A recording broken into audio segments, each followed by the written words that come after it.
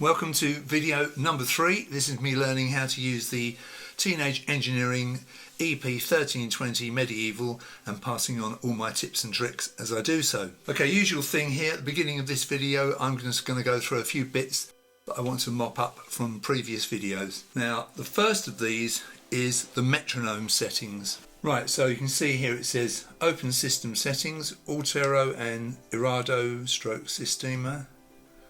Okay. And then I press the plus button until I get system, then I press intra for enter, and I'm on metronome. Press intra again, enter. I've got a few options here. On is enable metronome at record plus play. Record is enable metronome at record only. That's the default, which is probably what you want. And CNT count, enable metronome at count in only, so that means it will come in and stop at the end of the counting. So I'm going to scroll back to record, press intra to choose the settings. So that's how to set your metronome so that you can have it the way you want it. More settings here in the manual. Return to main, Manus, press the tempus button and then turn up the metronome volume with the Metronome encoder, the brown encoder. That is obviously full on, and then press play, and obviously if you want to record you hold codecs, then fabula. I'll just check that's working, and that should keep going. Yeah, it keeps going into the recording, and then when you play there's no metronome, which is what you want. That's good. Okay, so that's how to set the metronome. I should have explained all that in previous videos, so apologies for that. There's a weird little thing you can do here with the plus and minus buttons while the sequencer is playing, which kind of temporarily alters the tempo and the pitch. Have a listen to this.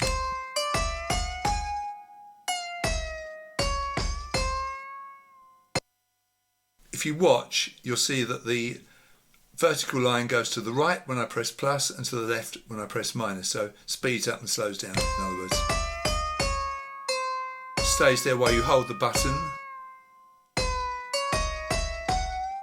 Sounds though your band is drunk when you do that. So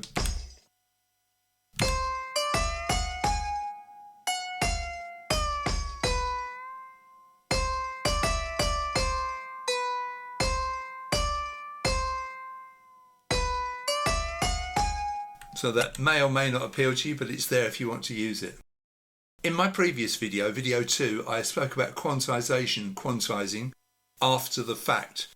So let's say for sake of argument, you record something a bit sloppily and you want to correct it afterwards. So let's do that now. So let's set this back to the beginning. Now at the moment I'm only using A and B groups. Let's go to C group. I've got this sound here that I've put on this pad. So I'm going to record something in, but I'm going to turn the quantize off. So quantum and plus. The unmanacled boot means that I'm not quantizing, and we'll record something.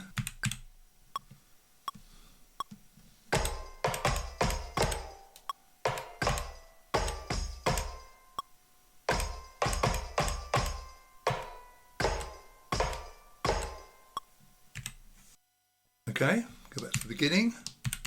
We'll hold Altero and quantum. It's going to quantize to 16ths. Press play. Hold the pads.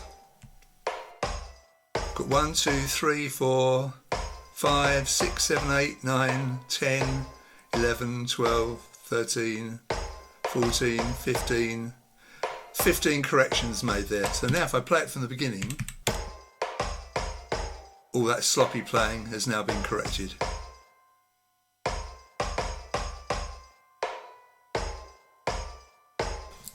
Good.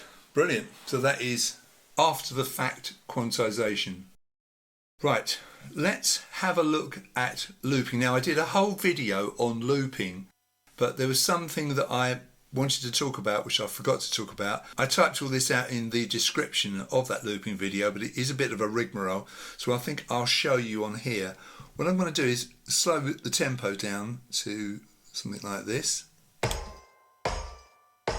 So I'm at the beginning of the pattern here. Just going to set a simple loop up by holding Altero and the tempus. Right, now at the moment it's not playing the full loop because the metronome needs to be adjusted.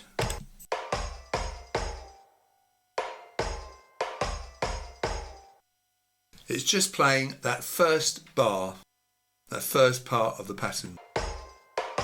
Right, so I want to point out a few things about the display here so you know what's happening here. Now, first thing you need to realise is that this is a complete bar, and so the loop will take 2 circuits to complete. If you look at this point where my pencil is, that's the beginning of the loop. So 1, 2, 3, 4. 1, 2, 3, 4. So that is on beat 1 and beat 3. It's meant to be a straight line, it's kind of slightly curved, but at the top there, that's the beginning and the third beat. So the first part of the bar, beginning of the bar, and halfway through is shown there. See? So that's that. Now beat 2 is down here, this bottom right hand corner. And here we go, so 1, 2, 3 and 4. So beat 2 and beat 4 is there. 3, 4, 1, 2, 3, 4, 1, 2, 3, 4. So just so you know where you are in the loop, because it's not particularly obvious, is it, by looking at the display. This bottom left dot is visible for the first 2 beats, and the bottom right dot is visible for the beats 3 and 4. Beats 1 and 2, 3, 4. 1, 2, 3, 4. 1, 2, 3, 4. Now the and count, so if you're going 1 and 2 and 3 and 4 and, they are centrally placed here and here. 1 and 2 and 3 and 4 and 1 and 2 and 3 and 4 and 1 and 2 and 3. It's just nice to know where you are. You'll also notice that the metronome scales, this icon here, flashes inside of the beat. 4, 1, 2, 3, 4, 1, 2. As does the loop icon, which is the glass being filled up by the bottom one. So down here. Now, let's capture the loop in a different place. Let's come out of this. I've set the place marker here to bar 1, beat 3, subdivision 1. So I'm going to hold Alt arrow and a quick press on the tempus. You'll see, because I've set the loop start on beat 3, it's the right hand dot that appears first and then the left hand dot. So it starts here, 4, so it's 1, 2, 3, 4, 1, 2, so the dot's around the other way because I started the loop on beat 3. So just so you know where you are on the display. So let's set the loop to the beginning.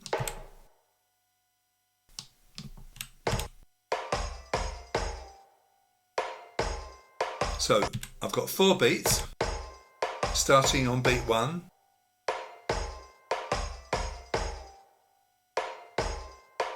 So that's the loop that we had first of all. Now if I turn the metronome control to the left, so I've only got 2 beats now, see? Just 2 beats. There's only one circuit of the loop, watch the lights. So 1, 2, 1, there's the start there. We only see the first dot because we don't get as far as the third beat.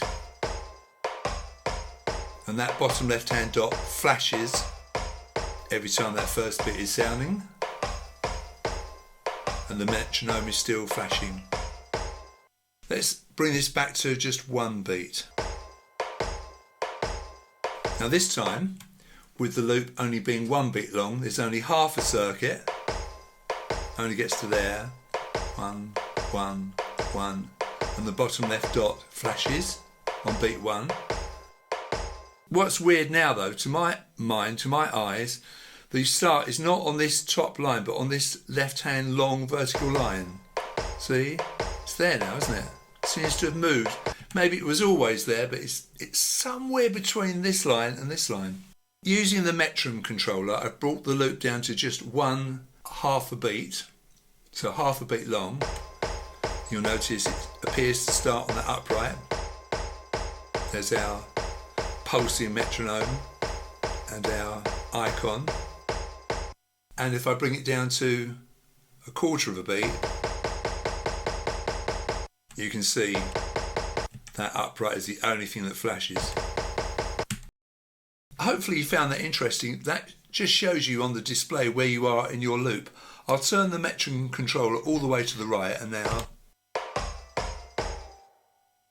you can see the full loop, 2 circuits, so once, twice, and it appears to start in that top corner. So beat 1, 2, 3, 4. 1, 2, 3. So the opposite corners are the 4 main beats. So 1, 2, 3, 4. 1, 2, 3, 4. And the and counts are here and here. 1 and,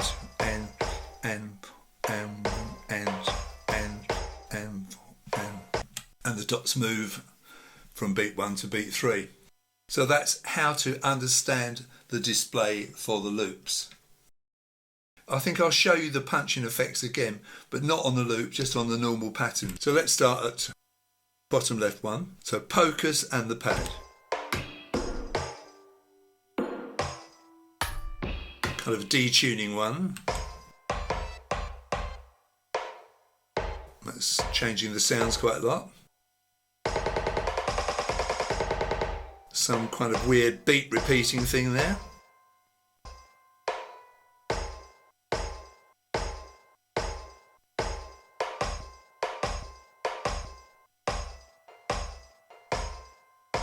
Another beat repeating one. That's a slowing down effect. Like a tape stop, isn't it? Sort of. It's kind of a drunken effect.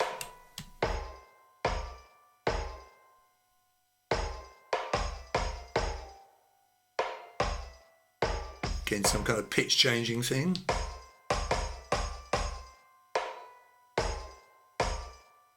Not sure what that's doing. Oh, the echo's flashing there, see? Oh, that's interesting.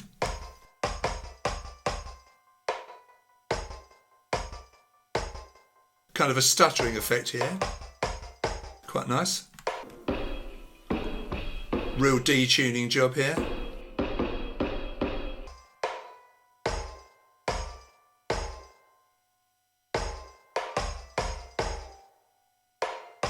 But yeah, they're quite interesting. Now you can change the levels of the groups by holding the group button and moving the fader. So if I just play this,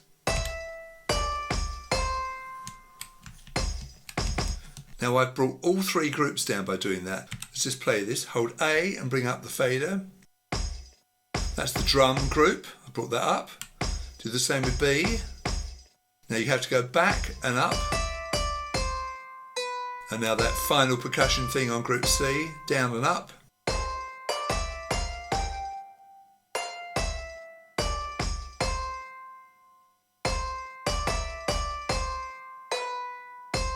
Do a bit of basic mixing like this.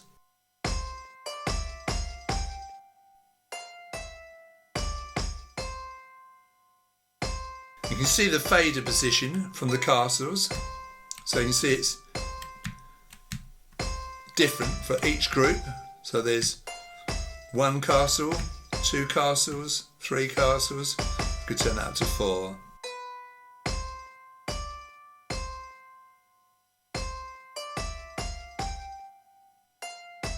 So that's a bit of basic mixing, just levels, which is great. And don't forget, if you change the levels of the groups by doing this, it'll be global to all scenes and patterns. You can hold multiple groups down as you do this, so let's show you that.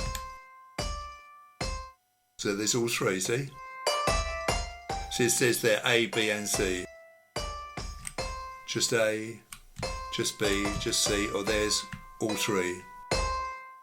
Up and down. Now you can record that fader movement of the volume. So let's get this going. All I've got to do is hold codecs as I do it. Let's change the level of the tune, which is on B, I think. And we'll hold codecs as we do this.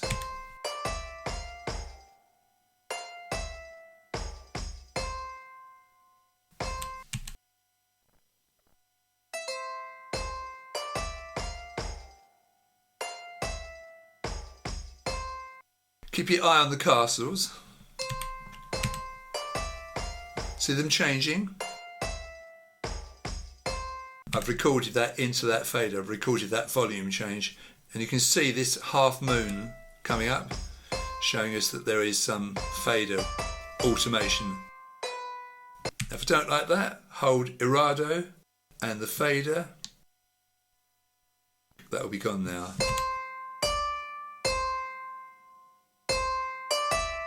It's a bit loud now, isn't it? So we'll hold B and we'll bring the level down. So just a bit of basic mixing, a bit of basic automation here. Right, let's talk about soloing. If you want to solo one of the groups, you hold Pocus and the group it's soloed. So let's run this from the beginning. Pocus, A, B, C, or two of them. See? C and A, C and B. So Pocus and the group is solo. Now you can assemble a song from the scenes, but I did tell you in, I think, the first video that you can't have a song playing automatically, not yet, not like you can on the other device, the Knockout EP-1320. Sadly, you have to trigger the scenes manually, which is a bit of a pain, but never mind. If I hold Manners down, I'm on scene 3 at the moment. Go back to scene 1. That was just that pattern, so just group B on that one. Go to scene 2. That's got the drums, and scene 3 has got that extra percussion. Let's just turn that up a bit, I think.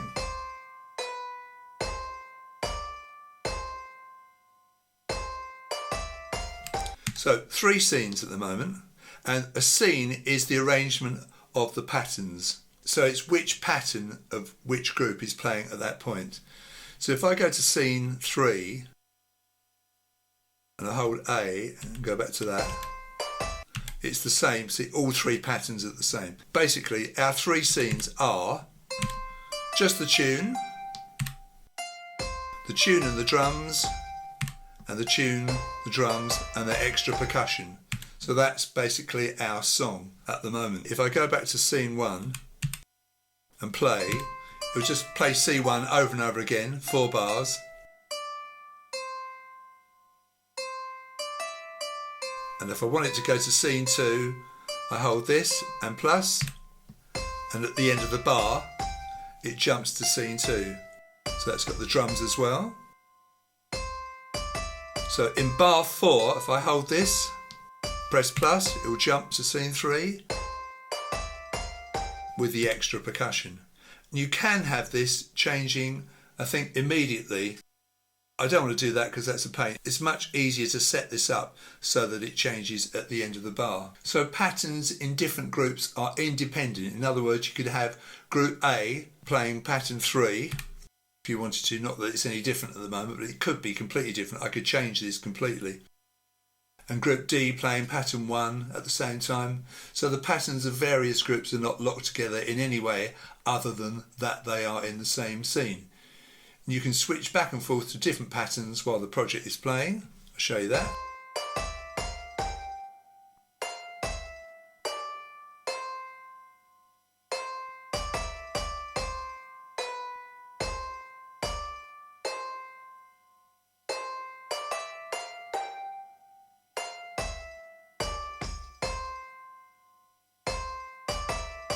So I could change scene 1.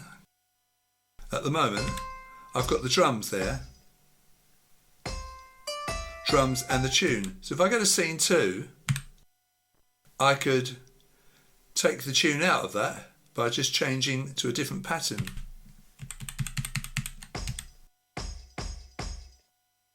And you can see the stars come up because there's nothing in that.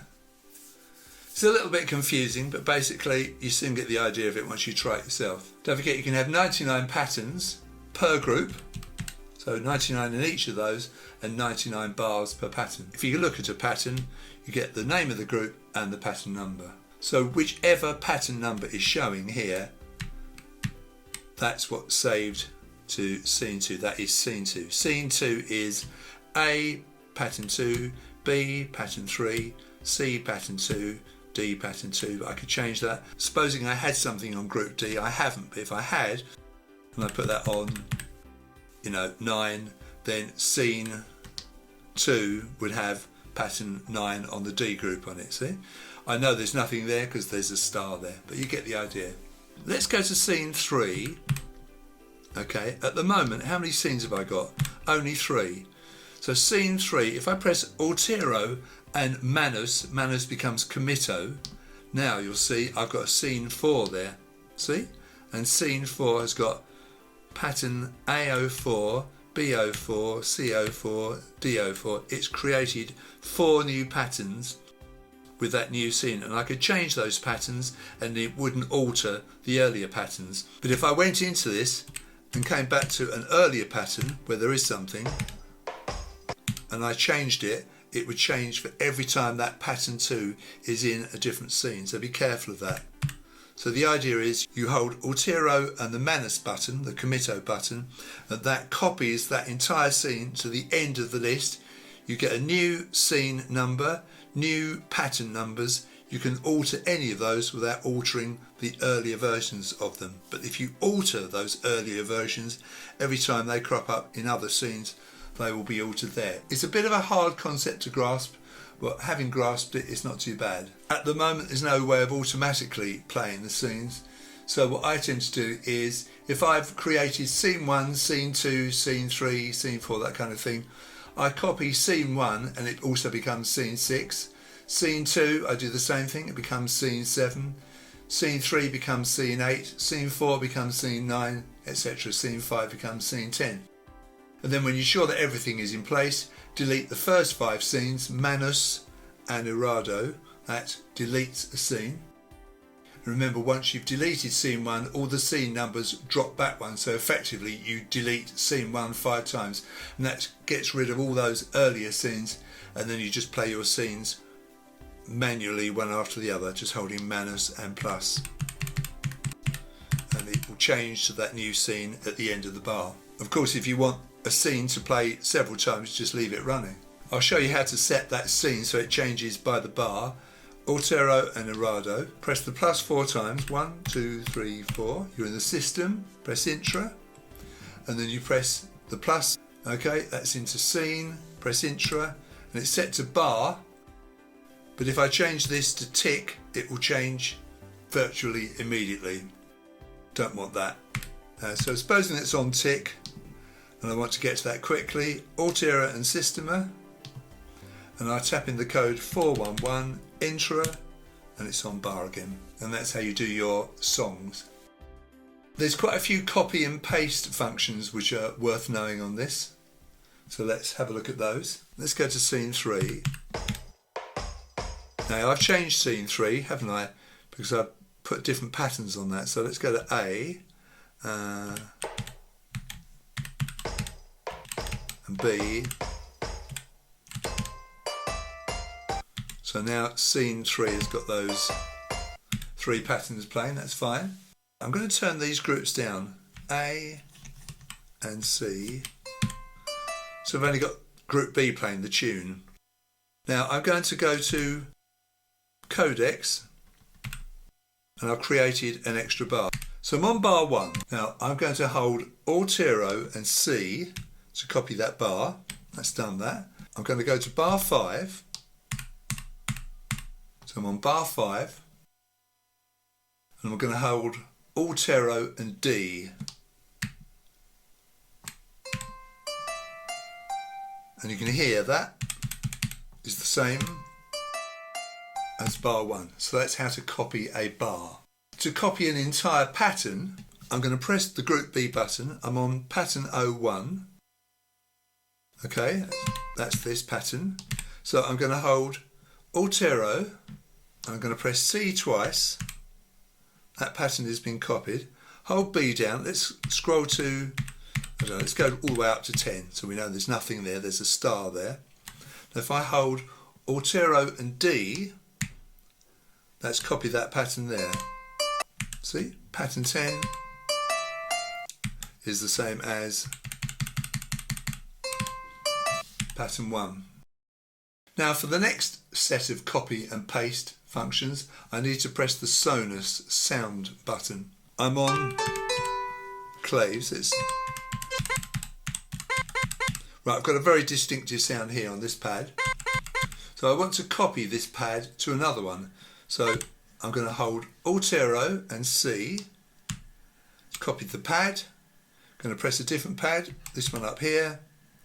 I'm going to hold Alt-Arrow and D. And now that pad has got the same sound as that. Now I've got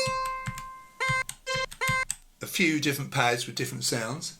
If I want to copy all the sounds in this group, I hold Alt-Arrow and C twice, and now if I go to a different group like D and I press Alt-Arrow and D,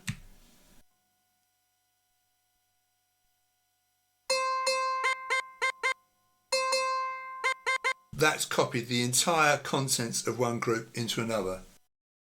We've got some deleting and erasing we can do, which is pretty good. So to delete a pattern, let's say I'm on this one here, pattern 3 on group D. I press Errado and whatever group button that pattern is on, so Errado and D, hold it down for long enough until it says delete, and now that's gone. That pattern has got nothing in it. You can delete the sequence data from a pad without deleting the sound. Let's go back to B, pattern 1. So I can delete the sequence data. Okay, it's using this sound without deleting the pad with the sound on it. So if I hold Errado and pad, now there's nothing there in the sequence, but the sound is still there. I can delete an entire project. Let's find one I don't mind deleting. Let's go to a different project. I want to delete this entire project. So I hold Manus, the project I want to delete, and Errado. Blink and say delete. And now that's completely empty, that project 1. So if you haven't backed this up using your software, you're going to be in trouble if you delete one of your projects. Let's go to our last project, which was 9.